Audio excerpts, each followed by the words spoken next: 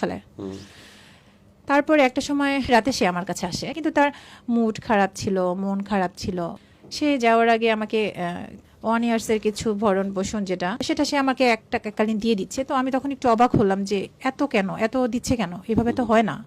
আমার একটু কেমন যেন নাড়া দিল। সে চলে গেল নর্মালি। একটা কথাই শুধু বলে যে আমি তো কালকে যাচ্ছি একটু বাড়িতে, আমি ফোন না দিলে তুমি ফোন করো না।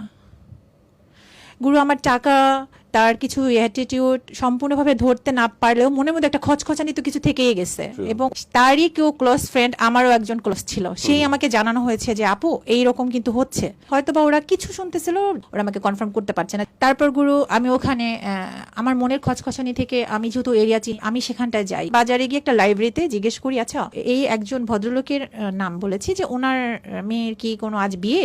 ওনারা আমাকে বলে যে হ্যাঁ। আচ্ছা ঠিক আছে, কখন? সন্ধ্যায়। তো আমরা ওখানে গিয়ে পৌঁছাই 1:30টায়। আমি 1:30টা থেকে সন্ধ্যা পর্যন্ত ওয়েট করছি, কোনো বিয়ের আমেজ নেই। সে যেই বাড়ির ঠিকানা দিয়েছে কোনো কিছু নেই। সন্ধ্যার পরে দেখতেছি উঠানের মাঝখানে, গ্রামের এরিয়া তো, অনেকগুলো চেয়ার আছে। কি ব্যাপার, চেয়ার কেন? হুট করে পাশেই আমার মামাকে দেখলাম ওখানে। আমি জাস্ট ওকে, ওখানে আর আমি নিজেকে মানাতে পারছি না। আমি কি করব? ওখানে কান্নাকাটি, গ্রামের মানুষ সব ভিড় করবে। আমাকে ওখান থেকে ধরে বুঝায়ে আমার ওই শুভাকাঙ্ক্ষী আমাকে নিয়ে আসলো। নিয়ে আসার পরে আমি কি হচ্ছে আমার সাথে আমি জানি না। আমি ওখানে কোনো সিন ক্রিয়েট করিনি। আমার এভিডেন্স সাথে ছিল, এভিডেন্স নেওয়া ছিল, সবকিছু সাথে থাকা সত্ত্বেও আমি যেখানে কমপ্লেন করলে ওই জিনিসটা একদম ভ্যানিশ হয়ে যেত।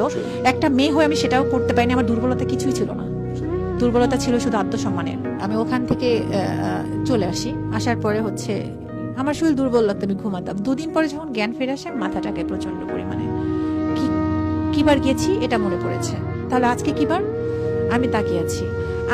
আমি দরজা আবার নক করে দিই, তারা দরজা